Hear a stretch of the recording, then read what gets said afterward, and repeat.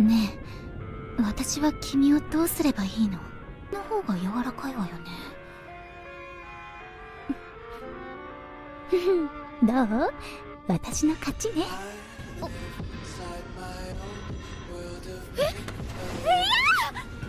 ごめんなさい、アリス様。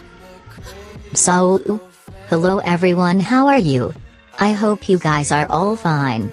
So in this video I will show you top 10 romance anime where enemies become lovers. So be sure to subscribe my channel and like the video. Thanks for watching videos. So let's start the ranking. Again, be sure to subscribe my channel, press the bell icon and like the video and share with your friends who like this kind of videos.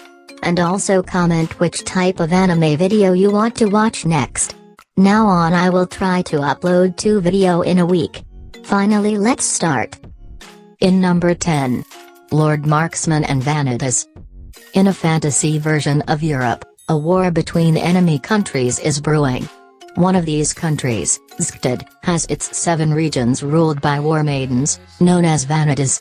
Equipped with powerful dragon-carved weapons, Eleonora Ilen Velteria, one of the Vanitas, launches an invasion against their neighboring rival country of Brune. Eventually, Tigre Vermude Tigrevorn, a young archer and an earl for Brune's region of Alsace, has his entire army decimated at Ilen's hands. In a strange twist of events, Ilen spares Tigre, and gives him the order, "Become mine." What could be the meaning behind this new alliance? Adapted from the light novel written by Tsukazu Kawaguchi, Maiden no Uta Vanitas is an epic adventure filled with complex war tactics and beautiful women. Trapped in a multinational conflict, Tigre and Ilen are swept up in a war filled with dark secrets, conspiracies, and corruption.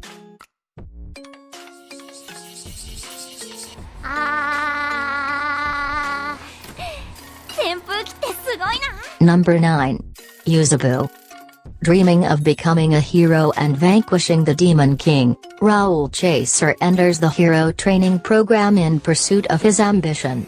However, when the Demon King is defeated and peace returns to the world, the hero training program is suspended indefinitely, making it impossible for anyone to become a hero. 2 years later, Raoul reluctantly works at a small electronics store called Magic Shop Leon. Though the former hero in training is plagued by the mundanity of working in retail, everything changes with the arrival of a new hire. Appearing at first to be just a boy with good looks, he turns out to be a female demon by the name of Pheno Bloodstone. She is not just any old demon either. Raoul's new co-worker is in fact the daughter of the late Demon King. Handed the responsibility of training this eccentric new employee, Raoul soon finds his life becoming livelier than it ever was before.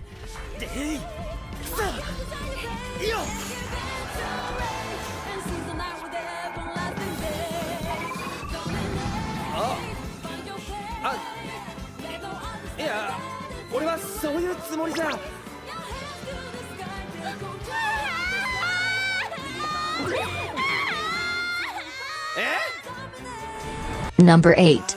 Big Order.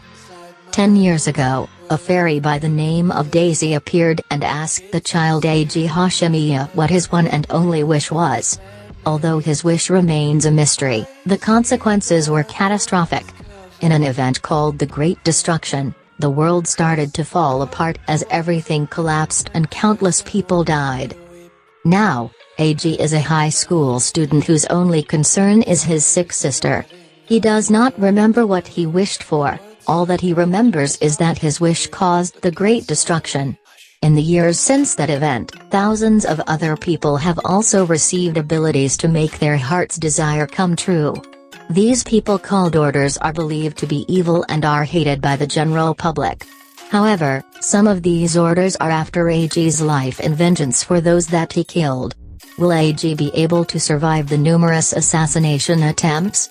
And the biggest mystery of all, what did he wish for, and what were his intentions in wishing for something that caused so much desolation? Number 7.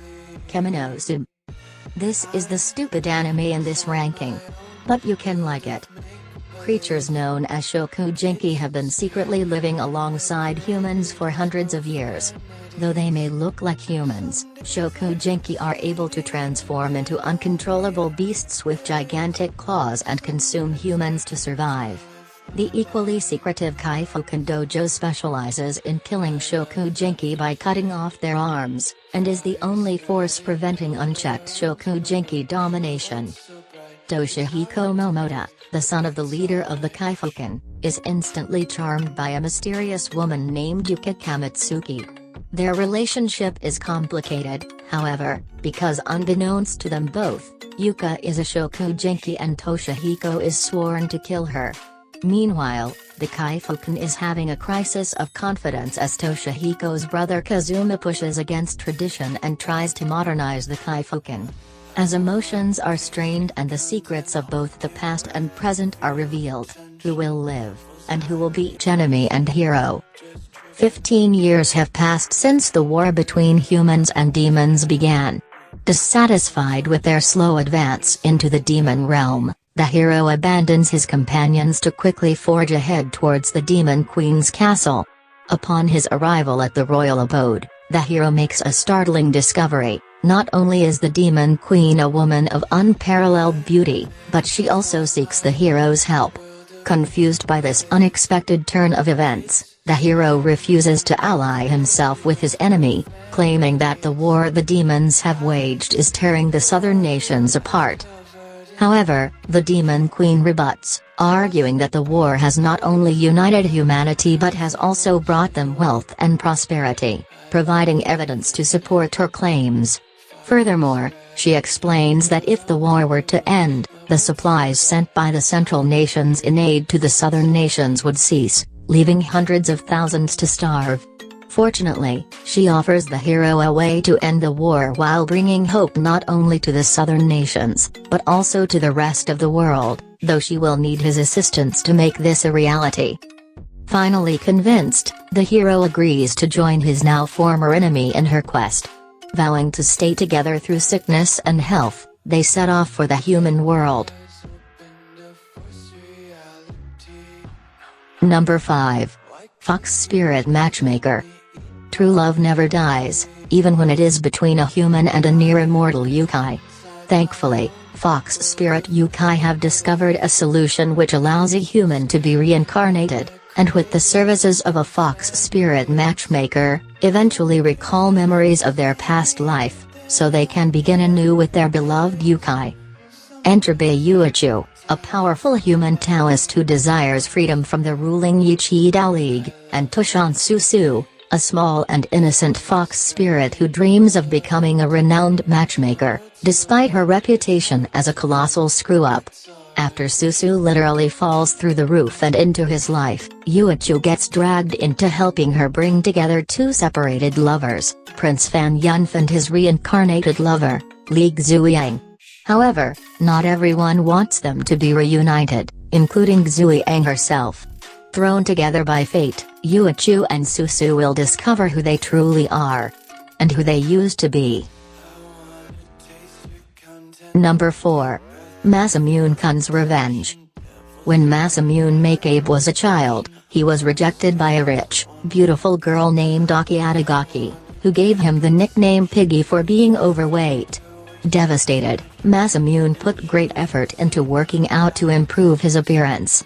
Now a handsome yet narcissistic high school student, Masamune is determined to exact revenge. He will have Aki fall madly in love with him and ultimately reject her the next time they meet. To his surprise, Masamune discovers he has transferred into Aki's school. Setting his plan into motion, Masamune first begins to form a relationship with the brutal princess but, despite his efforts, fails miserably at his initial attempts. Shockingly, when Masamune finally progresses towards his vengeance, he receives a mysterious letter addressing him by his old nickname. Unless Masamune discovers the sender's identity, his plan is doomed before it even starts. Number 3. Psychic Princess. When Qian Yansheng's marriage to Yi Yoming is arranged by the emperor, She is terrified that the bad blood between their families will lead to her being treated miserably in the Yi household. Torn between duty and concern for his daughter, Kemonozume devises a reckless plan.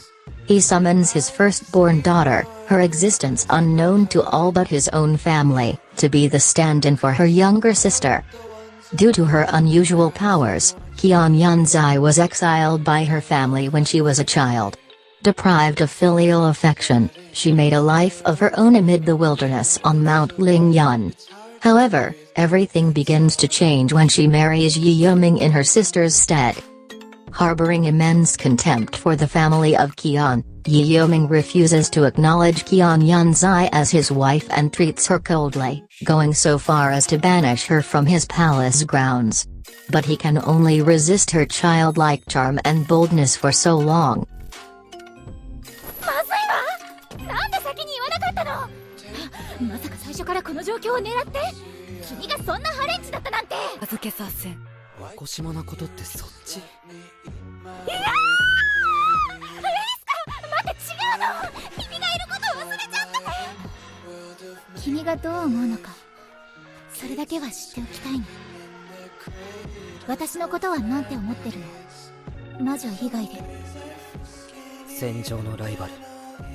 Number 2. Our Last Crusade and Rise of a New World. A force known as astral power permeates throughout the world, wielded by astral mages. Fearing its destructive power, the Empire persecutes those who show their abilities. The tormented mages then founded the Nebula's sovereignty to flee from their oppressors. Since then, the two nations have been in bitter conflict, the war still going strong for more than a century. After committing the great crime of freeing an imprisoned witch, the talented Nitiska is sentenced to prison. A year later, the Empire leadership suddenly decides to set him free, with the condition that he hunts down a fearsome mage known as the Ice Calamity Witch. Hoping to end the war, Iska agrees. Coincidentally, the Ice Calamity Witch herself, Alice Lu Nebula's 11, also wishes for peace and is willing to do everything she can to bring down the Empire. As Iska and Alice both yearn for a crusade that will turn the world into one without struggle, woe, or pain, the strings of fate tie them ever closer together, creating a bond that goes beyond something fabricated by mere coincidence. And at least number 1. A silent voice. As a wild youth, elementary school student Shauya Ishida sought to beat boredom in the cruelest ways. When the deaf Shauko Nishimiya transfers into his class, Shauya and the rest of his class thoughtlessly bully her for fun. However, when her mother notifies the school, he is singled out and blamed for everything done to her. With Shauka transferring out of the school, Shauya is left at the mercy of his classmates. He is heartlessly ostracized all throughout elementary and middle school, while teachers turn a blind eye. Now in his 3rd year of high school, Shauya is still plagued by his wrongdoings as a young boy. Sincerely regretting his past actions, he sets out on a journey of redemption, to meet Shauko once more and make amends. Gono Katachi tells the heartwarming tale of Shauya's reunion with Shauko and his honest attempts to redeem himself, all while being continually haunted by the shadows of his past.